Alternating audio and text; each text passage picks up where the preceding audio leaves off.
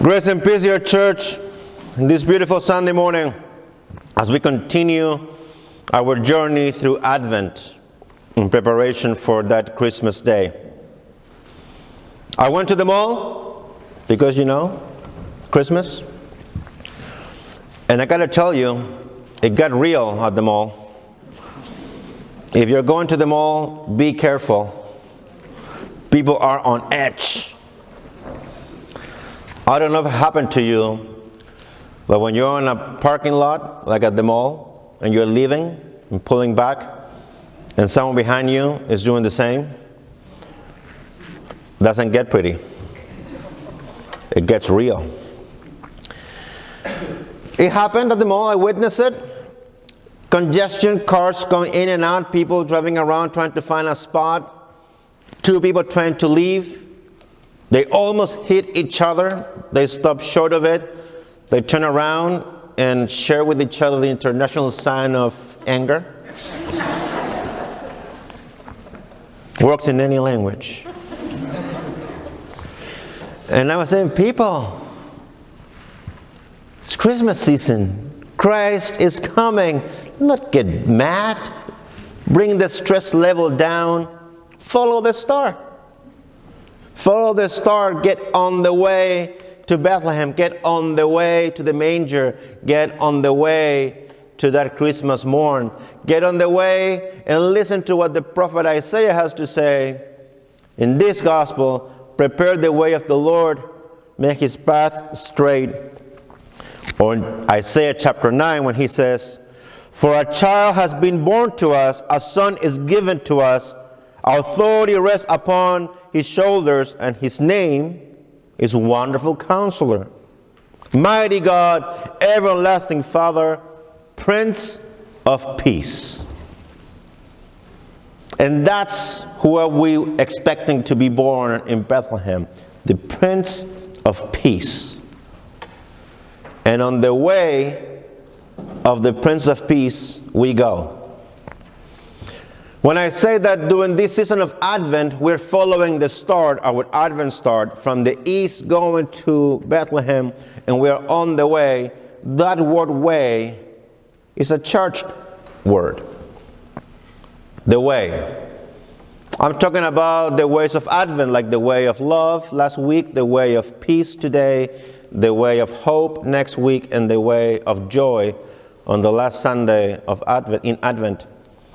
But the way for us Christians is a church word because the way was the very first name of those who believe in Christ. Because you see, the word Christian wasn't the first option for people when we were starting the movement, the Christian movement, the Jesus movement. The first word that the Jesus movement people used to refer to each other was the way, capital W. We are followers of the way.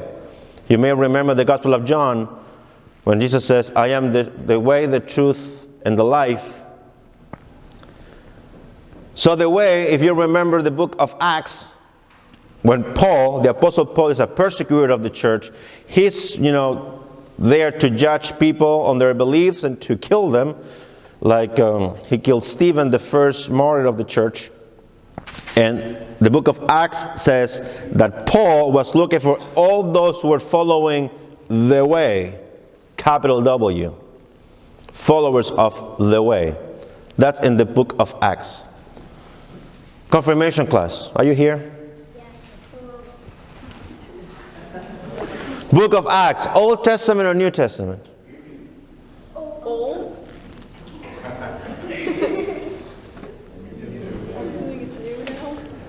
We usually refer to it as New Testament. It sounded old, and it is old to be true, to be honest. But the book of Acts is the fifth book in the New Testament. The first book is of the New Testament. New Testament starts with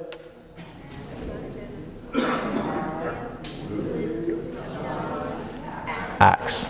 Excellent. I'm so happy. I'm going to open my Advent calendar for you. What is it, the 8th? Yes. So 8th day of Advent, at the light of this beautiful star, vicariously on your behalf, I'm going to eat this piece of chocolate.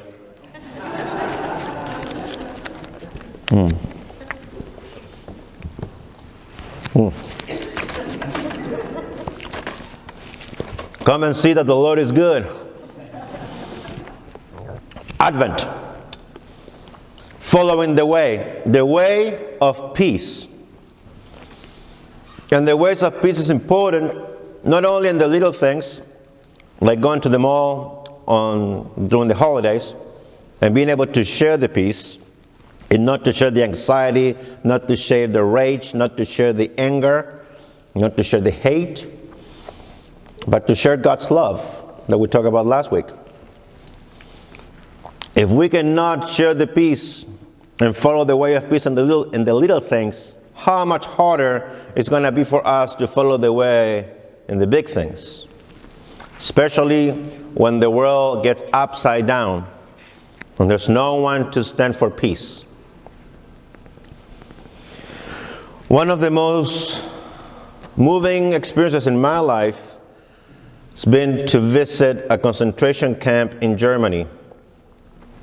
A few years back, I was visiting Germany and I got to be in the concentration camp in Buchenwald,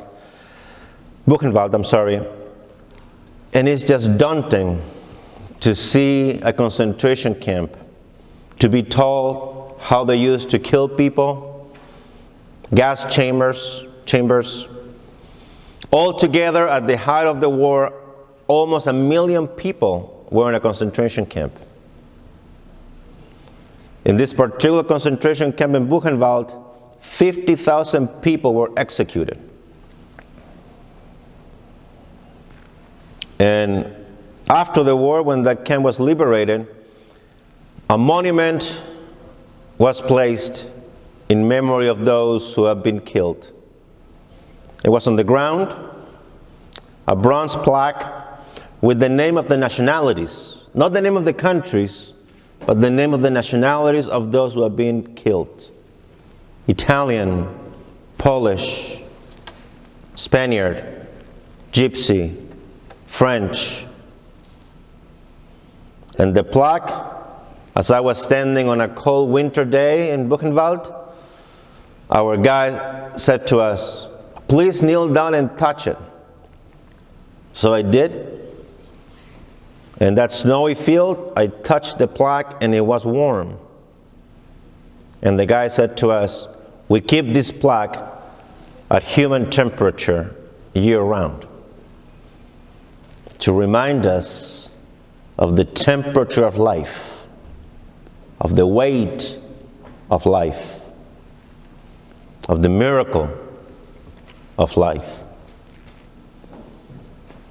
It is in the big things and the little things that we need to remember that we belong to the way, capital W, that we belong to the way of peace. For a child has been born to us, a son given to us, authority rests upon his shoulders, and his name, Wonderful Counselor, Mighty God, Everlasting Father, Prince of Peace. And it's for you and me to carry on this ministry, to carry on this way of life. In the little things of the parking lot and in the big things, in an environment where a concentration camp can happen. In the words of the Gospel of Matthew, first book in the New Testament, book of Matthew, 5th chapter, famous is 5th chapter. Don't forget about that. The 5th chapter of the Gospel of Matthew is famous because it's the Sermon of the Mount. And the Sermon on the Mount is very famous because it has the Beatitudes. And in the Beatitudes, you come across these beautiful words.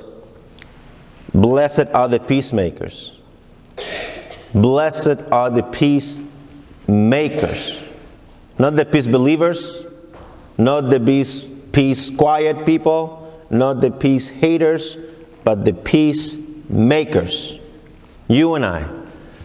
Blessed are the peacemakers. Blessed are those who belong to the way, because the way of peace is the way of the peacemakers. Are you the peacemaker in your family? Are you the peacemaker among your friends? Are you the peacemaker at work? Are you the peacemaker at the bar? Whatever you are, whatever we find ourselves, conflict, disagreement will arise. It's part of our human experience. It's part of our sin to disagree with each other. And even when there's nothing to disagree upon, we'll find something. Like Adam and Eve, do whatever you want, just don't eat this one thing. And we'll find our way to go and do exactly that. But we are the people of the way. We are the people of peace. We are the people who strive for peace. Are you the peacemaker in your family? Are you the peacemaker among those who you love? Matthew 5 reminds us, blessed are the peacemakers, for they will be called children of God, children of the way, children of peace. So, peace. Peace comes from God. Let's make that clear. The peace that I'm talking about, the peace of the way, is a peace that comes from above. It's not a peace that we can deal among ourselves. It's a peace that comes from above, a peace that comes from God, a peace that can be proclaimed. You can proclaim this peace. You can proclaim this peace to death. Like, for example, the concentration camp. You can declare this peace to stress. You can declare this peace to the great void. You can declare this peace to the mighty storm. For those who find themselves in a storm, for those who find themselves navigating rough waters, Gospel of Mark. Storm, Jesus wakes up on the boat from the storm, and the Gospel of Mark says, Jesus woke up and rebuked the wind and said to the sea, peace, be still. And then the wind ceased, and there was now a dead calm. Peace, be still. That's the power of Jesus Christ. That's the power of the Prince of Peace. A peace that can be declared. Peace, be still. Do you worry too much at night? Is it hard to sleep through the night for you?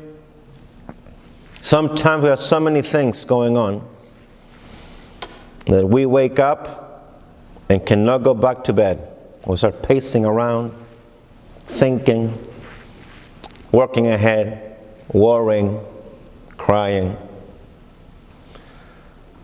Can we declare peace in our hearts? Can we put this on God's hands? Can we call this storm and say, Lord, bring your peace to my storm. Lord, let me be still and know that you are God. Let me proclaim your peace as a promise, as faith. Be still and know that I am your God. This is important for us to consider, to proclaim peace, because that proclamation brings peace in our hearts. There's an old piety in the church for many, many years that talks about the coming of Jesus. So Jesus came the first time to Bethlehem. Jesus will come again on the last day. But every Christmas, there's a piety about Jesus coming to your heart. So this Christmas, 2019, a piety for us can be the expectation that Jesus will be born in my heart. The mighty Counselor, the wonderful Counselor, the mighty God, the everlasting Father, the Prince of Peace can be born in my heart, so I can have that peace. The peace in my heart. Down in my heart, as the song goes. Down in my heart. A peace that belongs to God. So I can face my life and face my struggles and my challenges from that point of view of having Jesus being born in my heart. Not that our struggles will go away, but on the contrary, we will have the peace of God in the struggle. Not to leave us from the struggle, but in the struggle. Because there are some fights that we need to fight. There are some fights that we cannot ask the Lord to deliver us from. There are fights we need to fight. Those of you in high school or middle school, don't pray for school to be over. Pray for God to be with you in the struggle and the joy of school. And then graduate and let God willing continue your studies. Those of us raising children, we cannot pray for this to end. My kids are young, 10 and 8. They need a father. They need a mother. I pray that God will be with me in the struggle. Bring me His peace in the struggle. Those who are fighting cancer, stuff needs to happen. Chemo needs to happen. Treatment needs to happen. You ask for God to be with you and give you the peace in your heart in the struggle to fight the good fight. And in that moment when you know that you're on the way, that you can see the star, you can see the Prince of Peace coming to you, being born in your heart, you can say, my God and my Lord, here I am. I don't fear anymore. I don't have anxiety anymore. I'm not afraid anymore. I don't cry anymore. Because all my anxiety, all my fears, all my brokenness, I have put on your cross. The cross that comes from the manger. The cross that comes from God, from God's love. I have never seen this most vividly than when I was in Argentina years back. Argentina was a country with a lot of poverty, still is a country with a lot of poverty. And there was a practice that people in need will get on the bus or on the subway wagons and ask for money. You can still see it in Manhattan sometimes. People going, wagon to wagon asking for money, telling you their story. When I was in Argentina taking the bus to go to seminary, there was a woman who got always on the bus that I was taking in the afternoon. And she will tell her story every single day. Her story was that she had HIV AIDS.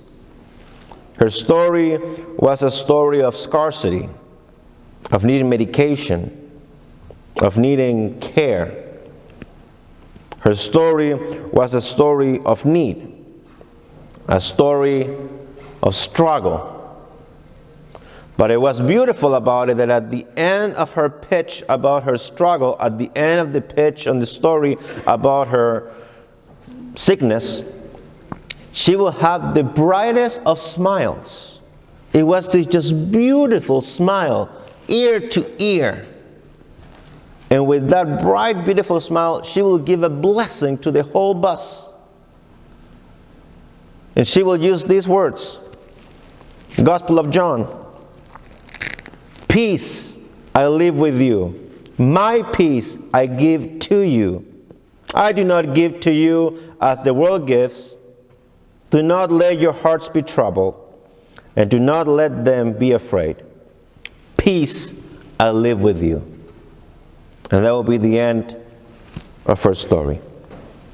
That's the peace that I'm talking about. That's the peace from God. That's the peace that comes from the Lord. That's the peace of the way. That's the peace of our way when we share the peace of the Lord. Every single Sunday in this church, you and I share the peace of the Lord, and we'll look into each other's eyes and shake hands and say, peace be with you. The peace of the Lord be with you. Peace be with you. I know that a lot of people go on and say, how are you? And, how's the weather? And, you start chatting. But I want you to be aware that we don't know what's going on in our lives. We only are seeing each other in this moment. And all of us are going in our own journeys. All of us are carrying heavy burdens. All of us are stressed out. All of us are worried. All of us have something heavy in our hearts. And we get to hear from each other, peace be with you. The peace of the Lord be with you. Peace be with you. Jesus Christ is coming. It's coming to your life. Jesus Christ is going to be born in you this time, this Christmas time. And with the prophet Isaiah, you and I are going to be able to say, for a child is born, to us a son is given, and all authority will be on his shoulders, and his name is Wonderful Counselor, Mighty God, Everlasting Father. Say it with me, Prince. Amen.